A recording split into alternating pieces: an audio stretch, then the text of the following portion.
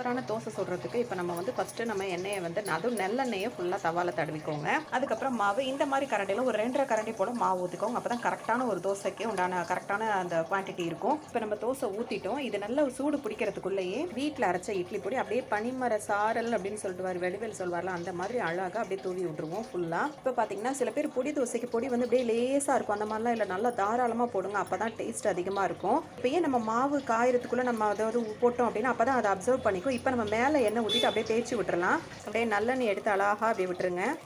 இப்போ இதை மாவோடு சேர்த்து தேய்ச்சி விட்டுருங்க. மாவோடு சேர்த்து நல்லா தேய்ச்சி விட்டாச்சு. இந்த டைமில் ஒரு முட்டையை உடச்சி நம்ம ஊற்ற போகிறோம். இப்போ முட்டை உடச்சி ஊற்றியாச்சு. இந்த முட்டைக்கு வந்து நீங்கள் மசாலா தேவைன்னா சேர்த்துக்கோங்க, இல்லாட்டி அப்படியே விட்டுறலாம். இப்போ நல்லா தேய்ச்சி விட்டுறலாம். இப்போ அடுப்பில் சிம்மில் வச்சுட்டு நல்லா வேக விட்டுருங்க. நல்லா வெந்ததோடு அப்படியே திருப்பி போட்டுருங்க. இப்போ பொடி வந்து கீழே தவாலெல்லாம் விழுவே விழாது. இப்போ எண்ணெய் லைட்டாக போட்டு எடுத்துடலாம். அவ்வளோதாங்க, இப்போ இதை எடுத்துடலாம். அப்போ தெரியும் முட்டைப்பொடி தோசையோட டேஸ்ட்.